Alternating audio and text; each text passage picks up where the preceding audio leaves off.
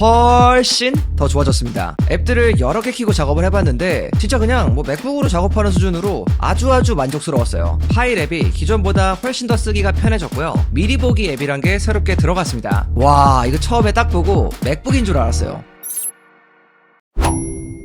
안녕하세요, 별남입니다. 자, 여러분들, 바로 얼마 전에 WWDC 2025가 열렸잖아요. 아마 여러분들이 가장 관심이 있었던 내용은 분명 iOS였겠지만 이번 이벤트에서 숨은 주인공이 있습니다. 바로 아이패드라고 볼 수가 있는데요. 이번 아이패드 OS가 정말 획기적으로 달라졌어요. 원래 기존에는 이 멀티태스킹의 한계가 굉장히 명확했거든요. 근데 이번에 이 멀티태스킹이 굉장히 좀 자유로워졌습니다. 여러 가지 앱을 동시에 띄워놓고 사용할 수 있게 되었어요. 그래서 제가 오늘은 베타 버전으로 이미 업데이트를 다 해놨는데요. 어떻게 여러분들이 실생활에서 응용을 할 수 있는지 이런 부분들을 한번 자세하게 알려드릴게요. 그리고 현재 저희 채널에서 구독자 이벤트도 준비했는데요. 무려 에어팟4를 3대 드리는 이벤트입니다. 참여하시는 방법은 하단 고정 댓글에 자세하게 나와 있고요. 그럼 많은 참여 부탁드릴게요. 여러분들도 잘 아시는 것처럼 이번 애플의 OS는 모두 리퀴드 글래스 UI가 적용이 되었습니다. 그래서 뭔가 유리 같은 디테일이 좀 전반적인 인터페이스나 아이콘에 모두 다 적용이 되어 있어요. 일단 기존보다는 확실히 예뻐졌다, 이런 느낌이 저는 딱 들었고요. 아이콘도 투명한 스타일로 다 바꿀 수가 있습니다.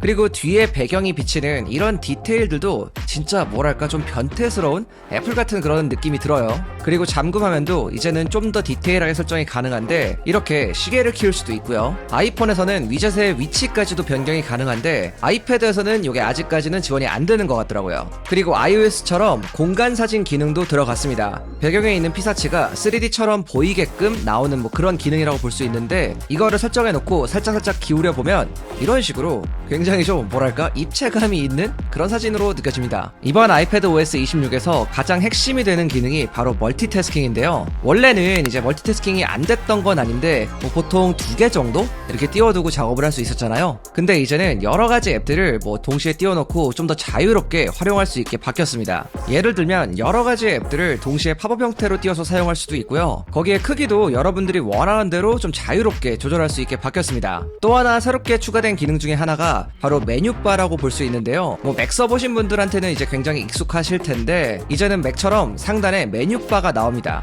이거는 앱에 따라서 좀 메뉴들이 달라지긴 하는데 뭔가 진짜 이제는 좀 컴퓨터에 가깝게, 좀 맥북에 가깝게 좀 바뀌었다고 볼 수 있어요. 여러분들 잘 아시겠지만 제가 예전에도 이 아이패드가 좀 뭔가 가면 갈수록 성능은 굉장히 좋아지는 데 반해서 이 사용성이나 활용성 면에서는 좀 아쉽다, 이런 말씀을 계속 드렸거든요. 차라리 맥북이 낫겠다 이런 말씀을 계속 드렸었는데 멀티태스킹 같은 경우도 기존에 기능이 없었던 건 아니에요. 여러분들 아시겠지만 이 스테이지 매니저란 기능이 이제 한번 들어갔었죠. 근데 솔직히 저도 앱등이지만 이 기능은 제가 칭찬을 할 수가 없어요. 제가 사용하면서 정말 너무 불편해가지고 한 번 쓰고 영원히 안 쓰게 되었어요. 그런데 이제는 진짜 흡사 맥처럼 굉장히 좀 사용하기 편해졌다, 이렇게 좀 볼 수 있을 것 같아요. 사용해보니까 5개에서 6개 정도까지는 전혀 문제없이 작동이 되는 것 같더라고요. 보시는 것처럼 제가 지금 카톡도 켜두고 유튜브도 켜두고 한쪽에는 사파리도 켜놨거든요. 근데 이게 동시에 다 작동이 됩니다. 물론 더 늘릴 수도 있긴 한데 이게 아이패드 화면이 아무래도 상대적으로 좀 작다 보니까 한 3개에서 4개 정도가 가장 이상적이긴 한 것 같아요. 그리고 잘 보시면 맥북에서 자주 보던 버튼이 하나 있죠. 이렇게 창을 최대로 만들거나 작게 만들고 끌 수 있는 버튼이 들어가 있어요. 이걸 누르고 있으면 이렇게 앱을 정렬할 수도 있는데요. 2개에서 4개까지 가능한데 한 번에 정리가 돼서 나름 편하긴 하더라고요. 그리고 또 재밌는 게 이렇게 띄워진 앱을 가지고 이렇게 오른쪽이나 왼쪽으로 던지면 그쪽으로 딱 사이즈에 맞게 분할이 돼요. 이 기능은 뭐랄까 약간의 애플 감성? 그런 느낌이 좀 들죠. 자, 이렇게 멀티태스킹이 지원이 되는 거는 사실 너무너무 반가운 소식인데요. 근데 제가 써보니까 분명히 아직까지는 좀 아쉬운 점들이 좀 보이더라고요. 이게 아무래도 태블릿 사이즈 자체가 우리가 흔히 쓰는 이제 모니터만큼은 크지가 않다 보니까 아무래도 화면 사이즈에서 오는 그런 이제 앱을 띄울 수 있는 이제 개수의 좀 한계? 요런 게 좀 느껴졌고요. 그리고 인터페이스 같은 경우도 아무래도 이제 노트북보다는 조금은 아쉬운 그런 느낌이 들었습니다. 확실히 이전보다 편하게 잘 되는 건 맞는데 실제로 맥북이나 컴퓨터에서 작업하는 것처럼 아주 편하게 여러 앱 사이를 왔다 갔다 하는 거는 조금은 어려웠어요. 물론 적응이 되면 이것도 좀 괜찮아질 것 같긴 한데 제가 좀 많이 불편했던 부분이 앱을 다시 불러올 때 이게 조금 헷갈리고 좀 불편하더라고요. 그리고 또 한 가지 상당히 아쉬웠던 게 있는데 앱마다 화면 사이즈를 줄이는데 이게 좀 차이가 있더라고요. 제가 모든 앱을 다 테스트해본 건 아닌데 화면 사이즈가 최소 크기까지도 작아지고 정말 마음대로 이제 크기 조절이 가능하거든요. 근데 일부 서드파티 앱들은 그렇게까지 자유로운 편은 아니었어요. 예를 들어서 유튜브 같은 경우는 최적화가 정말 잘 돼 있었는데요. 이렇게 사이즈를 작게 만들 수도 있고요. 또 반대로 엄청 크게 만들 수도 있고 마음대로 크기 조절이 가능합니다. 반면에 넷플릭스 같은 경우는 조금 달랐는데요. 화면 크기가 이 정도까지밖에 작아지지가 않아요. 뭐랄까 상당히 좀 애매한 사이즈죠. 그리고 영상을 재생하면 화면이 살짝 더 커집니다. 이 정도로 화면 사이즈에 제약이 있는 거면 멀티태스킹에서 그렇게 의미가 있다고 보긴 어렵죠. 이거는 팝업 형태에서도 그렇지만 화면 분할을 했을 때도 마찬가지였습니다. 물론 이런 문제점들은 앞으로 실제 정식 버전이 나오면 또 뭐 업데이트가 되면서 좋아지긴 할 텐데 뭐 현재는 베타라서 그런지 아직은 좀 미흡한 점들이 많이 있더라고요. 반면에 한 가지 정말로 만족했던 기능도 있었는데요. 바로 외부 디스플레이에 연결을 했을 때 이게 진짜 미쳤더라고요. 저 같은 경우는 스튜디오 디스플레이에다 연결을 해서 써봤는데 와 이거 처음에 딱 보고 맥북인 줄 알았어요. 진짜 사용성 미쳤습니다. 자 이렇게 외부 디스플레이를 통해서 확장을 시키면 디스플레이를 하나 더 사용할 수가 있는 건데요. 여기에서는 멀티태스킹이 굉장히 편했습니다. 앱들을 여러 개 키고 작업을 해봤는데 진짜 그냥 뭐 맥북으로 작업하는 수준으로 아주 만족스러웠어요. 다만 여기서도 한 가지 아쉬운 부분은 있었는데요. 영상 같은 경우에 이게 한 번에 한 개만 나옵니다. 이게 무슨 말이냐, 이제 여러분들 실제 맥에서는 한쪽에는 유튜브도 켜놓고 다른 쪽에는 뭐 다른 영상도 틀어놓고 뭐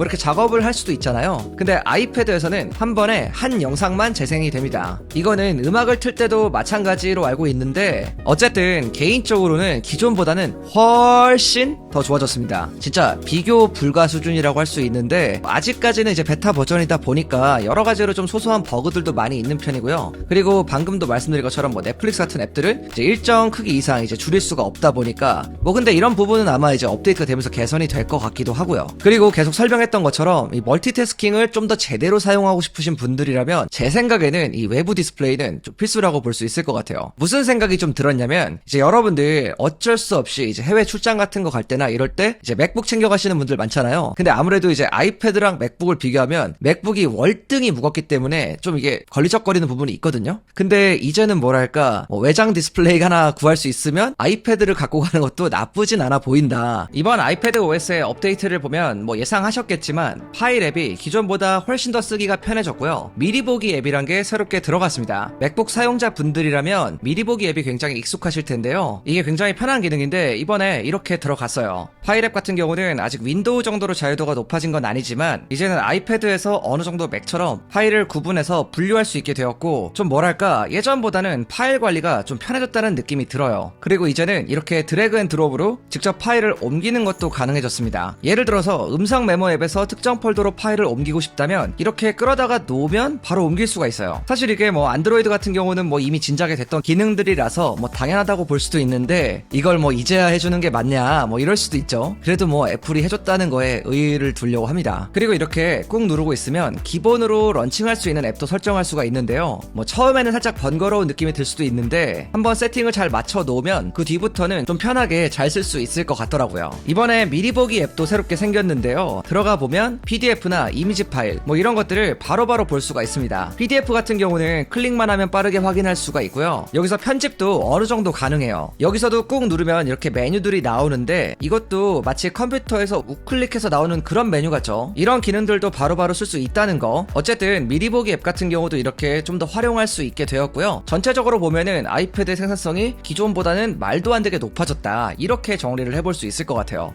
자, 오늘은 이렇게 완전하게 탈바꿈한 아이패드 OS 26 새로운 기능들에 대해서 좀 알아봤는데요. 제가 실제로 지금 이제 며칠 동안 써보고 있는데 진짜 기존 아이패드랑은 좀 많이 다르다? 이제 저 같은 경우는 이제 아이패드 프로 쓰고 있거든요. 근데 이제 저는 특히나 유독 아쉬워했던 사람이에요. 이제 프로가 뭐 성능은 거의 진짜 맥북에 버금가는 성능인데 근데 너무 활용할 수 있는 앱들이 적으니까 계속 그냥 이게 동영상 재생하는 머신처럼만 활용이 되었거든요. 근데 이제는 이제 저 같은 사람들도 좀 더 많이 활용할 수 있게 좀 많이 좋아졌다. 아마 정식 버전이 나오면 지금보다도 훨씬 더 많은 부분들이 이제 개선이 될 테니까요. 제가 미리 다 써보고 또 알려드릴 테니까 여러분들 이제 아이패드에 중요한 자료 있으면 아직 업데이트는 하지 마시고요. 여러분들 이제 궁금한 사항 있으면 여기 아래다가 댓글로 남겨주시면 감사하겠습니다. 아무튼 제가 오늘 준비한 내용은 여기까지고요. 지금까지 별남이었습니다. 빠이.